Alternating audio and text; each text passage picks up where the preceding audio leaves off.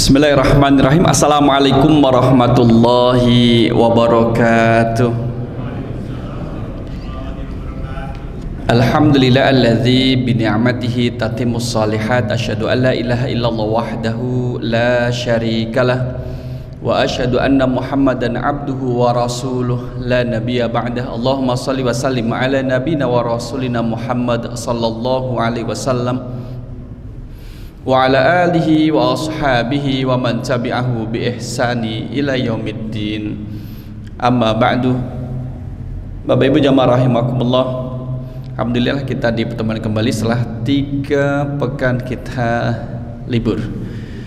Jadi kalau kabar dari Tanah Suci Bapak Ibu sudah tahu. Yang agak baru adalah Fir'aun itu dipindah dari Kairo ke Fustat. Muminya. Kalau misalkan Bapak Ibu nggak percaya karena nggak ada foto, memang nggak boleh foto, Pak. Nggak boleh dipoto dan tidak boleh bawa kamera. Dan kalau kita masuk ke museum yang di Fustat yang baru itu, tempat umum masih bisa, tapi khusus untuk yang mumi. Khusus untuk yang mumi itu sudah ada penjaga yang mengatakan, penjaganya bukan sembarang penjaga, Pak, tapi dia bersenjata. Dilihat, ini tidak boleh foto, oke? Tidak boleh foto. Jadi ruangannya memang temboknya semuanya hitam dan kemudian ada lampunya. Kita cari yang Ramses II. Masih sama kok, sama. Dulu dia bersedekap, sekarang juga masih bersedekap. Mungkin tidak tahu apakah kedinginan atau berapa gimana. Itu masih sama Bapak Ibu. Dan juga masih banyak juga mumi-mumi yang lain yang ada di Museum Kairo di Fustat. Itu disatukan di situ dan kemudian juga kita ada sejarahnya yang kemudian kita bisa baca. Termasuk juga ada yang menarik. Mahmal Bapak Ibu. Mahmal kalau kita lihat mahmal itu adalah alat yang dipakai untuk mahmal yang untuk menandu. Nah kayak gini, ini masih ada, tapi yang warnanya merah, mahmalnya itu warna merah. Itu ada yang mahmal zaman dinasti, berarti masuk dinasti Umayyah. Warnanya merah, masih ada di sana di museum. Jadi memang berat, ini memang berat. Oleh karena itulah kalau kita lihat sejarah Sayyidah Aisyah radhiyallahu anha ketika ikut bersama Rasul dalam satu peperangan, maka beliau kan tinggalnya di dalam mahmal kayak gini, dinaikkan di atas unta, kemudian terus nanti diturunkan juga. Itu mahmal. Ada yang menarik adalah kiswah yang pertama. Kiswah yang pertama yang ada di kiswah Ka'bah yang pertama itu ada di Mesir. Allahu a'lam, karena kisahnya dulu diperebutkan oleh berbagai suku, kabilah, termasuk ada suasana politik, akhirnya dibawa ke Mesir untuk diselamatkan daripada dirobek-robek yang awal-awal. Kiswahnya kalau kita kiswah pertama di Mesir, kiswah Ka'bah nggak ada, bentuknya tidak ada karena dia digantung di museum dan sangat tebal. Dengan yang sekarang ini ya lebih tebal waktu itu. Nah itulah beberapa oleh-oleh yang ada di Mesir. Dan sekarang mahasiswa masih di Mesir, mereka akan pulang tanggal 20 November insyaallah. Okay. Nah ibu bapak jamaah rahimakumullah, malah saya mencari bentuk Quran yang paling kecil di museum itu nggak ada, kan nggak ada bentuk Al-Quran. Mungkin di museum yang lain. Kalau museum yang kemarin kita kunjungi di Fustat adalah museum yang berkaitan dengan peninggalan peradaban kuno dari masa prasejarah, bagaimana mereka masa-masanya Fir'aun yang masih terekam oleh sejarah sampai masa yang modern. Turki Utsmani masuk di sana bagian yang terakhir. Nah malam kali ini jamaah rahimakumullah, oh iya Bapak Ibu kalau mau ke Mesir boleh ngajak saya, nanti tak tunjukin tempatnya di mana museumnya. Boleh saya bawakan koper, boleh. Tapi tiket saya dibelikan ya, tiket, visa, hotel dan sebagainya. Nanti nampak tilas.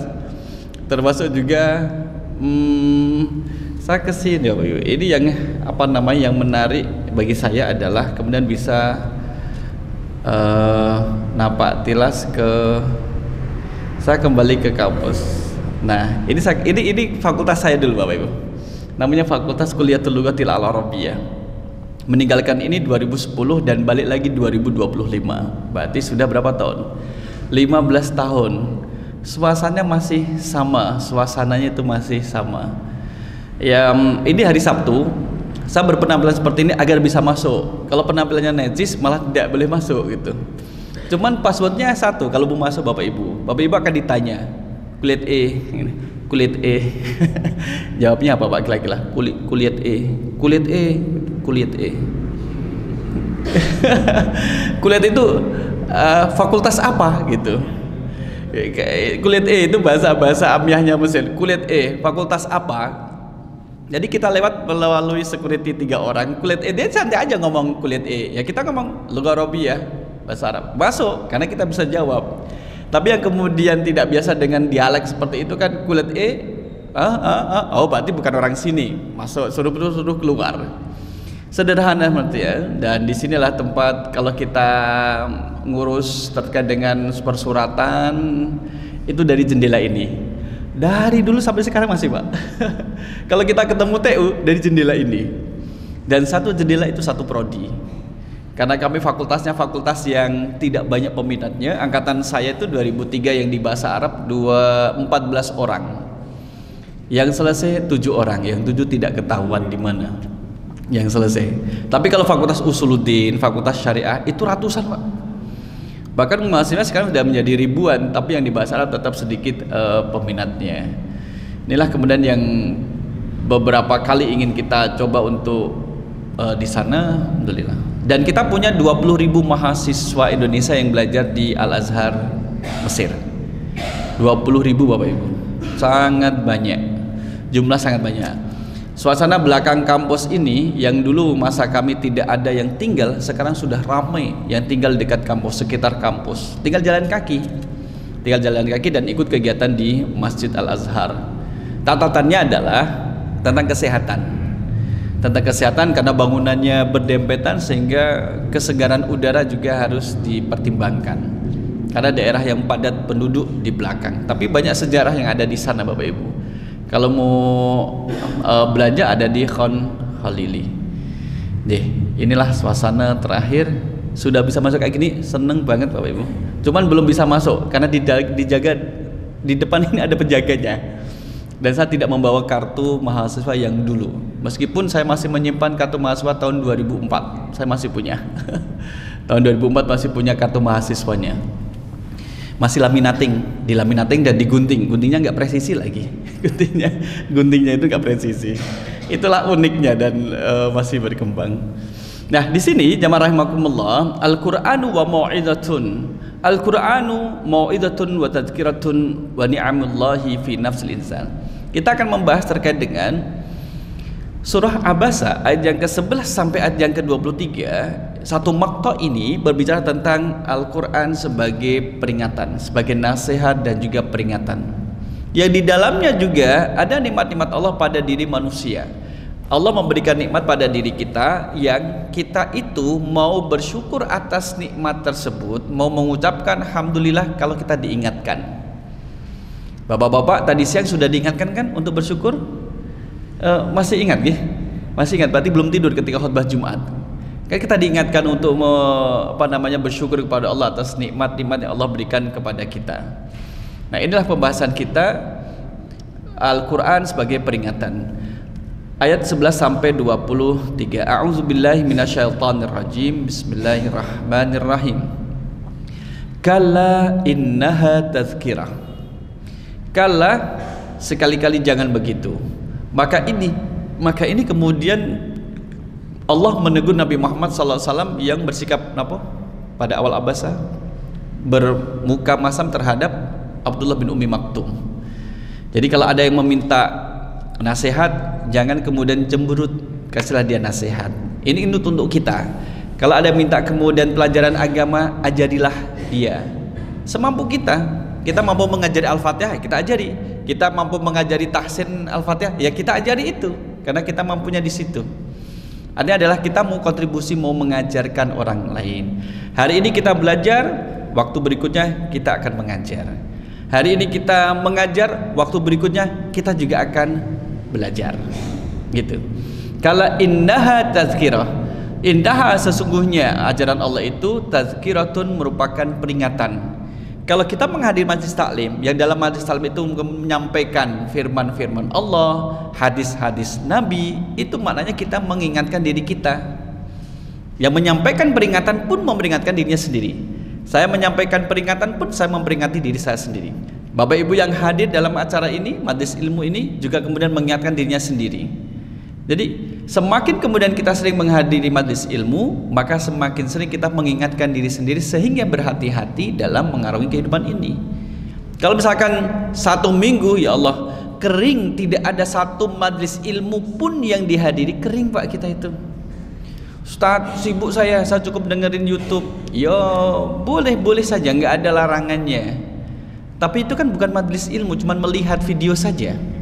Kalau kita duduk dalam satu majelis kayak gini kan membeda. Wa ghasyat alaihumur rahmah. Kemudian Allah melingkupi rahmat kepada orang yang hadir pada majelis ilmu. Memberikan ketenangan kepada orang yang berada dalam majelis ilmu. Misalkan di depan pintu ada yang lewat depan Masjid Al-Aman. Kemudian dia ngelirik, ada masjid taklim ya? Itu dia berhenti dan ngelirik ke depan, ada majlis taklim di dalam masjid ini, itu dapat pahala, Pak. Itu dapat, apalagi yang berada di dalamnya. Apalagi yang ngantuk, apalagi yang tidur. Wah, itu nikmat luar biasa. Sudah dapat pahala, nikmat lagi. Ya itu karena capeknya, bukan sesuatu yang aib bagi saya. Nah, innaha tadhkiratun itu merupakan peringatan. Innaha tadhkiratun. Faman syaa'a dzakara. Fa maka man siapakah orang yang baik laki ataupun perempuan syaa'a menghendaki, maka dzakarahu tentu akan memperhatikannya. Siapa yang kemudian menghendaki peringatan, nasihat, dia akan memperhatikannya, nasihat itu. Bapak Ibu, siapa yang akan menasihati diri kita kalau bukan diri kita? Siapa yang akan menegur diri kita kalau bukan kita? Orang lain boleh jadi tidak kemudian perhatian terhadap diri kita, cuman lihat, oh, misalkan kalau kita salah, ada yang mengingatkan, ada, oh salah ya, biarinlah. Saya juga nggak kenal siapa dia, dibiarkan salah. Ya kita ini yang mengingatkan diri kita sendiri. Sedangkan kalau dalam misalkan watawasau bil haq watawasau bis sabr, bagi orang yang datang ke majelis ilmu kemudian mau menasihati yang lain, satu sama yang lain saling memberi nasihat. Tapi kalau misalkan nggak tahu, nggak ke majelis ilmu, ada orang salah, yang jatuh, kalau ada orang yang jatuh, pertama kali yang dilakukan adalah divideoin, kalau bisa di live report, siaran langsung, guys, ini ada yang jatuh guys, nggak tahu ya tangan kanan apa tangan kiri ini, gitu, tidak memberikan pertolongan. Tapi kemudian yang hadir dalam majelis ilmu kemudian lebih utama adalah memberikan pertolongan, menanyakan kondisi, kalau bisa diajak komunikasi. Faman syaa'a dzakarah, siapa yang menghendaki tentulah akan memperhatikannya. Memperhatikan apa? Peringatan. Fi suhufim mukarramah, di dalam suhuf mukarramatin yang dimuliakan. Maka firman Allah itu tidak ada di dalam Al-Qur'anul Karim. Ketika kita mau mempelajari dan mengambil peringatan dari Allah, bacalah Al-Quran. Sebagaimana di akhir pertemuan kita yang lalu kita tunjukkan bagaimana kemudian Allah menunjukkan orang-orang yang kemudian berpaling dari firman Allah Subhanahu wa taala dalam surah Toha ayat yang ke-124. Toha 124. A'udzubillahi minasyaitonirrajim. Wa man a'rada an dzikri fa inna lahu ma'isyatan dhanka wa nahsyuruhu yaumal qiyamati a'ma. Siapa yang berpaling dari peringatanku, peringatannya Allah, berarti ada dalam Al-Qur'an, berpaling dari Al-Qur'an. Fa inna lahu ma'isyatan dhanka, sesungguhnya baginya kehidupan yang sempit. Kita sebutkan dari tafsirnya bahwa sempit itu banyak masalah yang Allah berikan kepadanya, seiring dengan seberapa besar pembanggangan dia terhadap Al-Quran, pembelotan dia terhadap Al-Quran, atau tidak mengindahkan perintah yang ada dalam Al-Quran. Wah, nggak apa-apa riba, yang penting untungnya banyak, kerja singkat untungnya besar. Ya, wa ahallallahul bai'a wa harrama riba. Allah menghalalkan jual beli dan mengharamkan riba. Pura-pura nggak tahu kalau riba itu diharamkan. Berarti kan berpaling. Maka masalahnya ada. Punya uang, masalahnya ada. Uang yang dia dimiliki untuk menyelesaikan masalah nggak selesai-selesai. Karena masalah itu datang dengan adanya riba. Selama masih ada riba di dalam rumah dan dalam kehidupannya, selama itu masalah nempel. Mohon maaf kalau misalkan orang membawa tulang dan masih ada dagingnya sedikit, mohon maaf, maka anjing akan mengejarnya.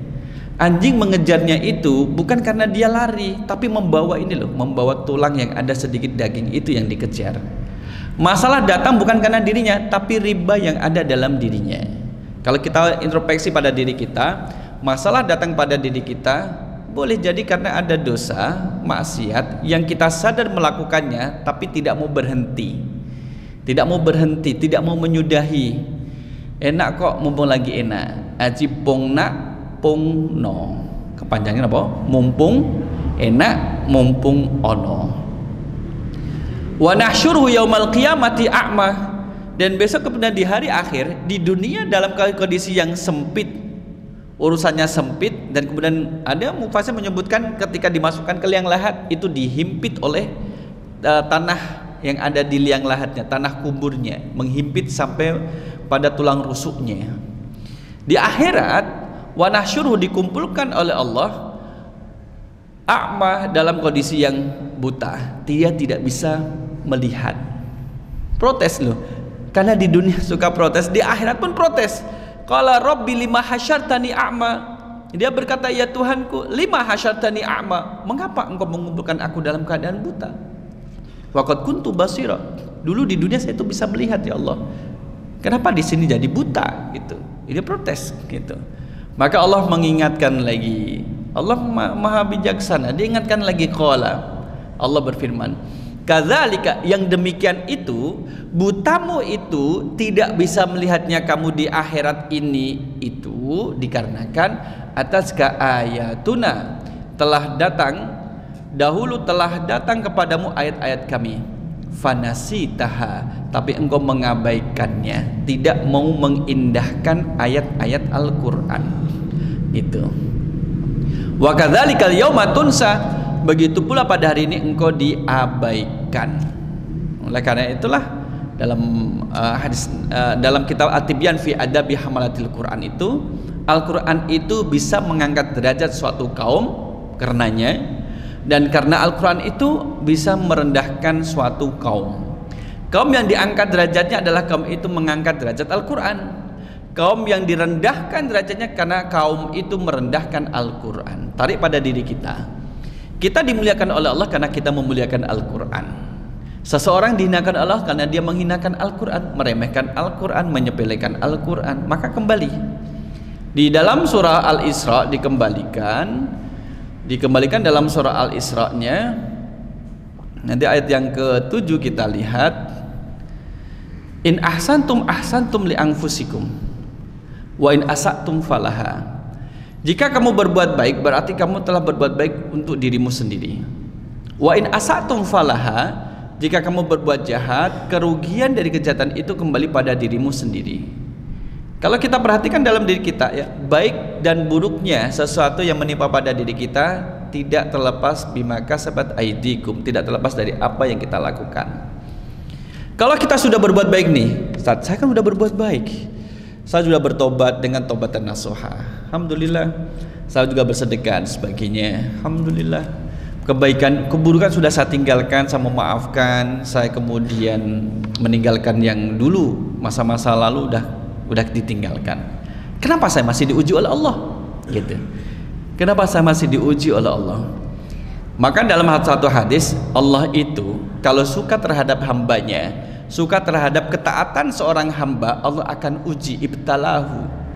Ujian itu yang kemudian nantinya akan menggugurkan, akan membersihkan dari sisa-sisa dosa yang masih ada, yang dulu pernah dia lakukan. Akhirnya kalau ketemu dengan Allah sudah bersih, karena sudah dibersihkan di dunia melalui apa? Ujian yang dilewati dengan penuh kesabaran dan keikhlasan. Jadi pada dasarnya kembali pada diri kita, bagaimana menyikapi apa yang Allah berikan kepada kita semua. Jamaah rahimakumullah, fi suhufim mukarramah, di dalam suhuf yang dimuliakan di sisi Allah. Marfu'atim mutahharah, marfu'ah yang ditinggikan kedudukannya, dimuliakan, mutahharatin lagi disucikan. Jadi menyucikan Al-Qur'anul Karim. Oleh karena itu secara fisik, kalau misalkan ini adalah Al-Qur'an, jangan taruh di atas karpet, cuman biasa kayak gini. Sedangkan kita lewat ke sana kemari, maka kemudian ditinggikan posisinya. Setidak-tidaknya adalah berdiri di atas mata kaki, lebih tinggi dari atas mata kaki kita. Lebih baik memang di tempat yang tinggi, itulah kemudian memuliakan posisi Al-Quran secara bendanya, belum nanti kemudian secara maknanya. Nah, marfu'atim mutahharah bi aidi safarah, di tangan, bi aidi dari kata yadun, aidi, tangan. Safaratin adalah para utusan. Safarah ini adalah maknanya adalah malaikat kiramim bararah, yang mulia lagi berbudi. Kita pernah menampilkan terkait dengan At-Tibyan, kitab At-Tibyan. Mana nggih? At-Tibyan fi adabi hamlatil Quran. Apa menika? Yang dengan kiramim bararah. Walladzi yaqra'ul Qur'ana wa huwa mahirun bihi ma'as safaratil kiramil bararah. Di bagian awal. Ini kitab ini dulu tulisannya seperti ini Bapak Ibu. Bisa kebaca apa mboten nggih? Enggak, tak besarin Pak. Sakit. Besar lagi ini mentok. Ini tulisan tangan ulama kita. Nah, ini sama ini Pak. Ini Ramus Waraqah al-Unwan linusahba. Nah gini, kemudian ditulis ulang, jadilah seperti ini. At-Tibyan fi adabi hamlatil Quran. Kaitannya di sini kita mau lihat bab yang pertama, bagaimana kemudian memuliakan terkait dengan malaikat. Hadis dari Aisyah radhiyallahu anha, kita ulang lagi. Alladzi yaqra'ul Qur'ana wa huwa mahirun bihi ma'as safaratil kiramil bararah. Nah, kiramil bararah itu sama dengan yang di sini. Bararah. Jadi ada kesamaan bararah. Siapakah itu? Malaikat. Maka dalam maknanya, orang yang baik laki-laki maupun perempuan yaqra'ul Qur'ana, dia membaca Al-Qur'an wa huwa mahirun bihi, dalam kondisi yang mahir, lancar, baik. Sebagaimana Bapak Ibu membaca Al-Quran dengan baik, itu pahalanya adalah akan dikumpulkan ma'as safaratil kiramil bararah, bersama para malaikat yang mulia lagi baik. Itu bararah. Walladzi yaqra'ul Qur'ana, dan orang yang membaca Al-Qur'an wa yatata'ta'u fihi, terbatah-batah karena proses belajar. Wa huwa alaihi syakun, dan merasa berat untuk membacanya karena belajar Bapak Ibu. Nafasnya berhenti di tengah, belum membaca sudah berhenti nafasnya, sudah kehabisan karena terlalu tertekan, nahan, belum baca sudah pingsan karena grogi, karena belajar ini berat, karena belum lancar. Maka lahu ajrani, orang yang terbatah-batah membaca Al-Quran itu dapat 2 pahala. Satu adalah pahala dari Al-Quran yang dia baca, 1 huruf 10 kebaikan. Yang kedua adalah niat dia untuk belajar bisa membaca Al-Quran. Itu Bapak Ibu. Maka kita di usia kita yang hanya sekali Allah berikan kesempatan untuk hidup di dunia ini, maka jangan sampai ada kaum muslimin yang meninggal kecuali dia bisa lancar membaca Al-Quran. Putra putri kita juga demikian. Kalau nyanyi lancar, statue lancar, apal lagi. Baca Anas bolak-balik, blebet, kulhu blebet, tapi nyanyi apa lagi? Apa lagi? Statue, bapak-bapak apa? Statue Pak? Nanti itu yang sekarang ini ya. Artinya kita juga harus mendampingi diri kita, keluarga kita, dan juga putra putri kita dia untuk belajar Al-Quranul Karim. Kiramim barah, qutilal insanu ma akfarah, qutilal insan, celakalah manusia. Ini kata kiasan, celakalah manusia, qutilal insan, manusia dibunuh, celakalah dia. Ma akfarahu, alangkah kufurnya dia. Ma akfarahu, alangkah kufurnya orang yang kemudian proses kejadiannya itu melibatkan keajaiban-keajaiban dari sisi Allah, kemudian sudah dalam wujud manusia, ternyata kemudian tidak beriman kepada Allah sedikit pun ya. Min ayyi syai'in khalaqah, Min dari aisya'in, apakah dia khalaqahu diciptakan? Dari apa dia diciptakan? Maka ada 3 nikmat di sini nanti yang disebutkan. Satu adalah nikmat di awal penciptaan, kemudian nikmat pertengahan dan juga nikmat akhir yang Allah berikan kepada kita. Setiap kita mendapatkan nikmat ini. Min nutfatin khalaqahu faqaddara. Min nutfah, kita itu diciptakan dari setetes mani. Cuma setetes aja, menunjukkan sesuatu yang sedikit, bukan banyak, sedikit, kecil. Ya, khalaqahu, Allah menciptakan kita, waqad faqaddarahu, kemudian Allah menentukan takdirnya. Ini nanti yang di sini dalam hadisnya, inna ahadakum yujma'u khalqu fi batni ummihi arba'ina yauman. Jadi kita itu kemudian dalam bentuk di dalam perut kita, perut ibu kita di rahim itu kan 40 hari.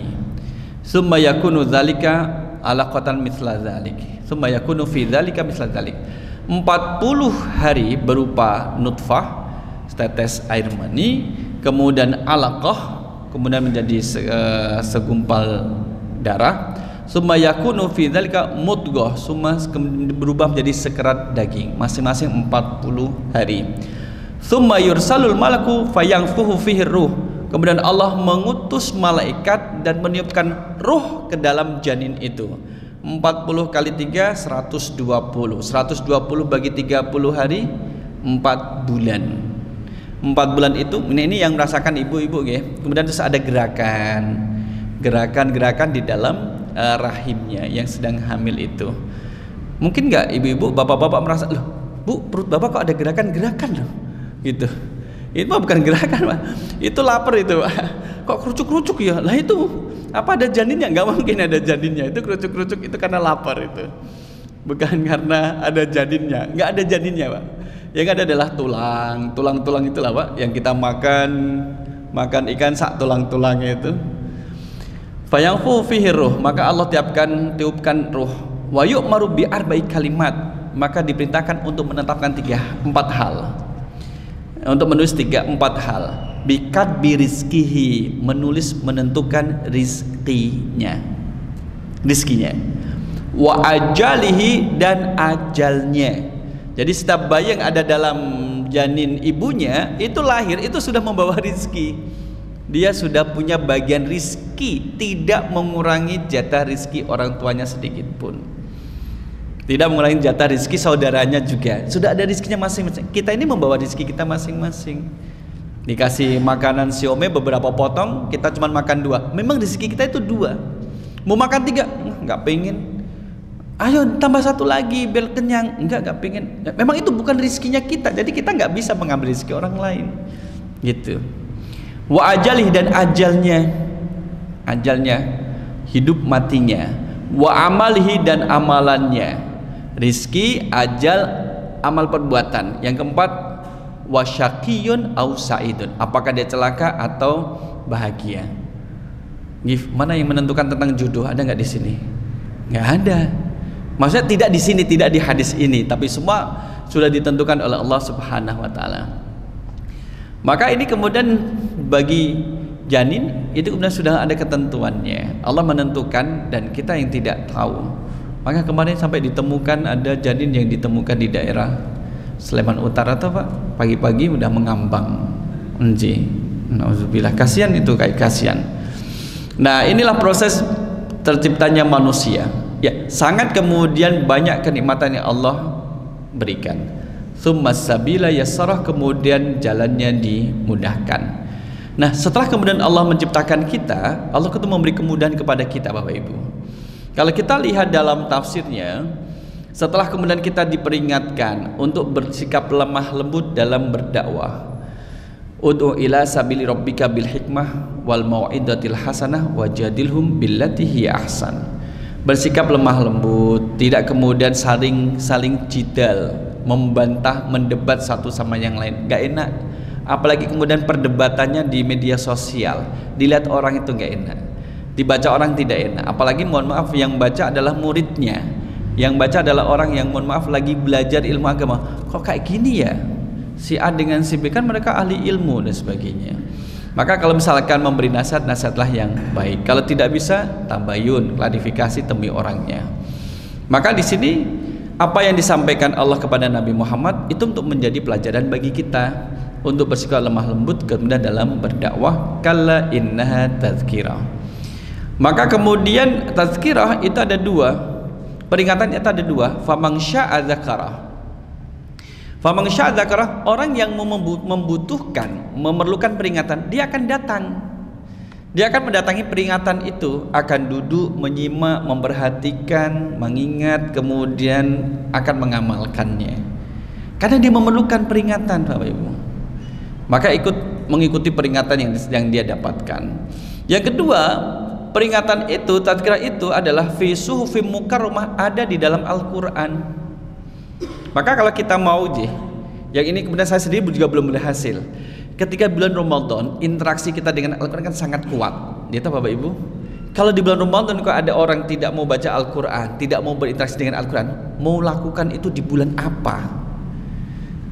Bagi kita tidak ada bulan yang lebih ringan, senang dan asik berinteraksi dengan Al-Quran melebihi bulan Ramadan. Maka di saat kita sedang asik-asiknya dengan Al-Quran, Al-Quran di depan kita ada buku tulis, Bapak Ibu. Kita maunya tuh ada buku tulis. Apa yang kita tulis dari apa yang kita baca dari Al-Quran itu, kalau ada pelajaran, ada hikmah, ada maklumat yang baik, tulis di dalam buku tadi. Buku tulis itu. Selesai baca Al-Quran ternyata, oh ini ya tadi yang saya bacakan.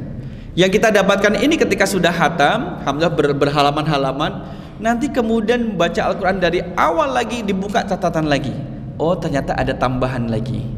Ada tambahan. Kemarin menulis terkait dengan nikmat-nikmat yang Allah berikan kepada orang-orang Yahudi yang ada 5, ternyata ada 10 di awal surah Al-Baqarah.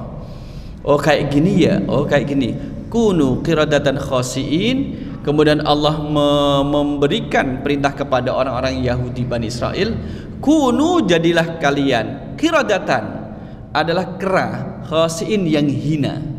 Oh jadi tahu kita, oh jadi mereka itu disebut sebagai apa? Dilaknat menjadi kera yang hina. Maka kalau misalkan membaca media sosial, oh kaum kera, oh ternyata dinisbatkan kepada mereka karena ada riwayatnya. Bagaimana dia jadi kera? Baca lagi Al-Qur'annya, dibuka tafsirnya. Oh ternyata ada beberapa pendapat.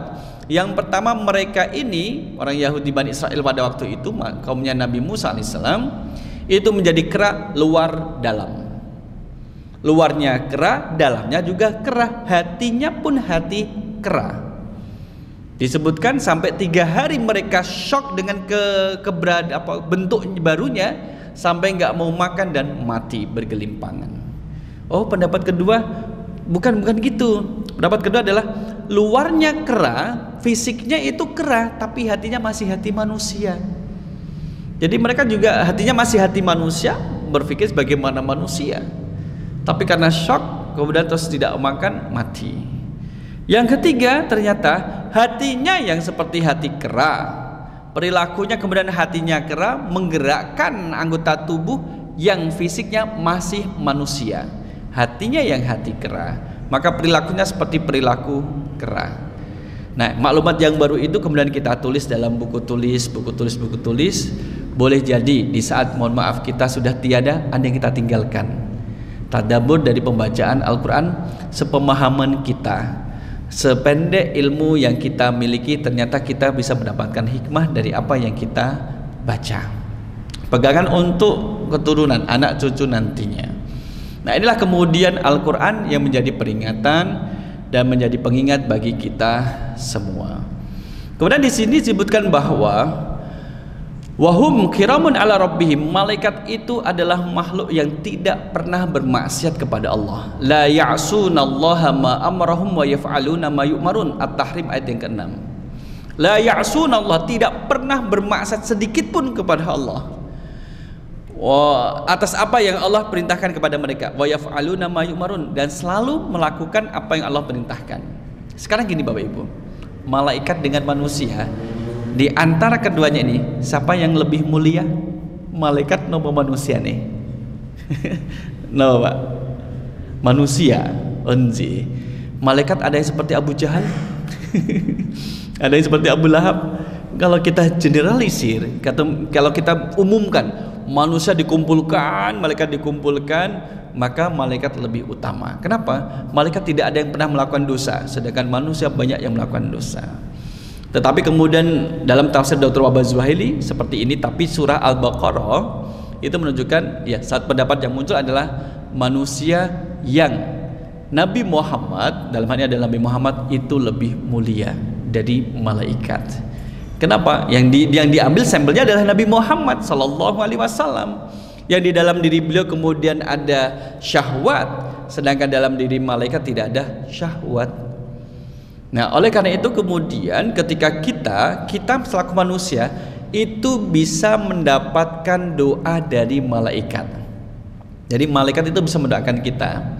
Haula'i alladzina tad'u alaihimul malaikah. Orang-orang yang didoakan oleh malaikat, antara lain yang salat berada di saf yang pertama, yang kedua adalah yang menghubungkan, menutup celah saf yang ada di depannya, yang ketiga adalah man bata tahiron, sesiapa orang yang tidur dalam keadaan bersuci. Artinya sebelum tidur kita berwudu. Man bata tahiran, maka doanya Allahumma firlahu, Allahumma arhamhu. Ya Allah, ampunilah hambamu ini, li'annahu bata tahiran, karena dia tidur dalam keadaan bersuci. Kemudian ya Allah, rahmatilah dia. Doa itu akan terus menerus, khusus yang ini yang tidur tadi, sampai kemudian satu terputus doanya malaikat kalau kita bangun dari tidur, itu terputus karena kita tidak tidur lagi. Yang kedua adalah ketika batal wudhu kita dalam kondisi tidur. Ngapunten, orang tidur bisa kentut gak? Pada senyum-senyum toh, jadi pelaku napa korban. Bisa, kalau sudah itu berhenti. Nah, itu termasuk beberapa amalan yang kemudian didoakan oleh malaikat. Dan aminnya kita yang sholat berjamaah dalam sholat jahar, aminnya bersama dengan aminnya imam. Waladdallin, imam jeda sebentar, makmum juga sudah ancang-ancang, maka mengucapkan amin bersamaan. Itu termasuk kita didoakan oleh malaikat. Maka menjadi imam jangan pelit. Waladdallin, imamnya diam. Oke, mereka pada nunggu ini, pada nunggu saya nih, makmum pada nunggu. Kemudian imamnya gini, amin. Ketinggalan, makmumnya ketinggalan semua. Rasakan kalian. Jangan jadi imam yang pelit.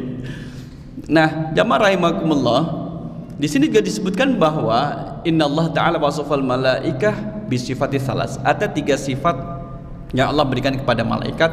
Satu, kaunuhum sufara, mereka adalah duta-duta Allah. Yang ziluna bil wahyi bainallahi wa baina rusulihi, yang menurunkan wahyu menjadi jembatan yang penyambung antara Allah dengan para utusannya. Jadi malaikat melaksanakan perintah Allah untuk menyampaikan wahyu kepada para rasul. Nah itu.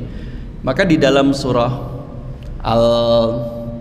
Al-Qadar ada kemudian keterangan malaikat turun, tanazzalul malaikatu warruhu fiha. Tanazzalu itu satu taknya.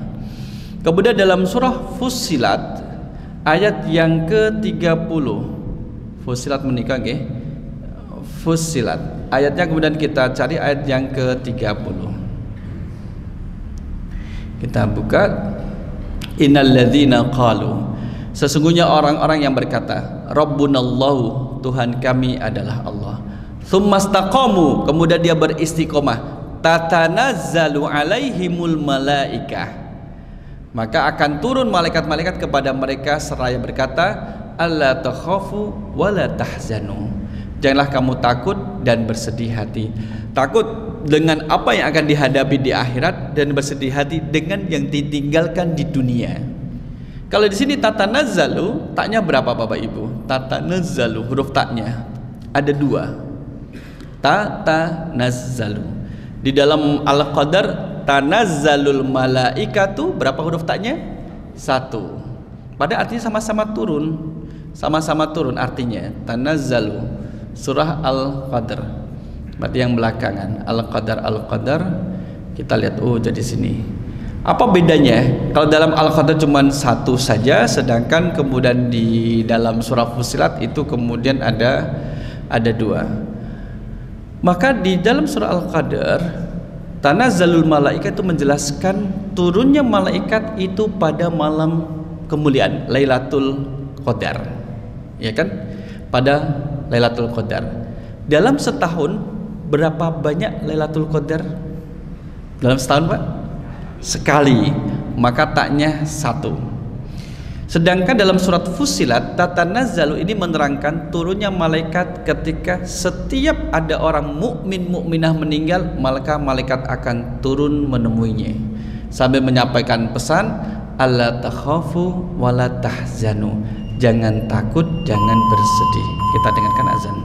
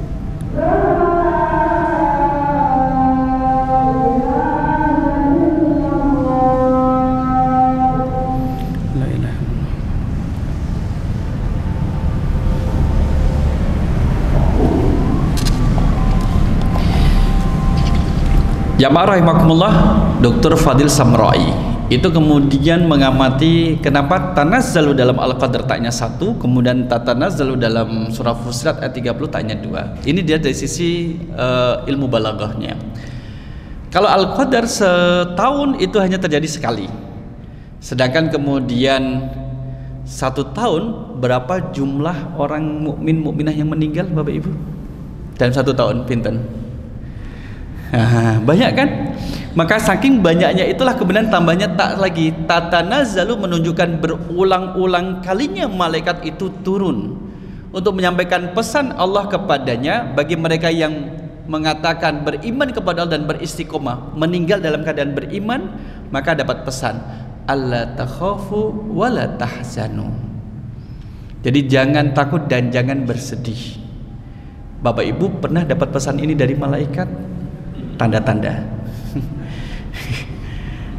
Wa absyiru bil jannati allati kuntum tu'adun, wa absyiru, berbahagialah, bergembiralah dengan surga allati kuntum, yang telah dijanjikan untuk kalian, tu'adun, dijanjikan. Sehingga kemudian ada yang menyebut ada malaikat basyir, malaikat pembawa kabar gembira, orang yang kemudian saudara mukmin kita yang meninggal dalam keadaan tersenyum. Memang senyum nggak bisa dibuat-buat Bapak Ibu. Coba senyum-senyum. Kenapa kamu gak senyum-senyum? Siapa tahu nanti ketika meninggal pas lagi senyum gitu. Nggak bisa. Yang membuat senyum itu karena Allah perlihatkan, ini loh tempatmu, ini loh amalanmu sebanyak ini, dan ini tempatmu. Jadi senang kayak gitu. Alhamdulillah. Dan ini ya, tentunya yang kita sampaikan berdasarkan daripada riwayat itu sendiri. Emang Ustadz pernah? Ya belum pernah juga gitu. Belum pernah. Kalau sudah itu nggak bisa menyampaikan juga kepada Bapak Ibu. Karena itu ada tandanya adalah orang itu akan kembali pada Allah Subhanahu wa taala, dan semoga kita diwafatkan dalam keadaan husnul khatimah. Amin. Nah, dari sinilah kemudian kita mengambil pelajaran dari sedikit tafsir ini. Ada kemudian pesan di dalam Al-Qur'an yang harus kita gali dan gali. Karena itu menjadi media kita memahami apa yang Allah perintahkan dan apa yang Allah larang. Dan Al-Quran menjadi sumber peringatan, termasuk sumber dari apa yang disampaikan kepada kita oleh Rasulullah Sallallahu Alaihi Wasallam. Dan insya Allah akan kita lanjutkan pada pekan depan insya Allah. Makatan Bapak Ibu jamaah rahimakumullah, mudah-mudahan bermanfaat. Kita cukupkan dengan doa kafaratul majlis. Subhanakallahumma wa bihamdika asyhadu an la ilaha illa anta astaghfiruka wa atubu ilaik. Aku qouli hadza astaghfirullah li wa lakum. Wassalamualaikum warahmatullahi wabarakatuh.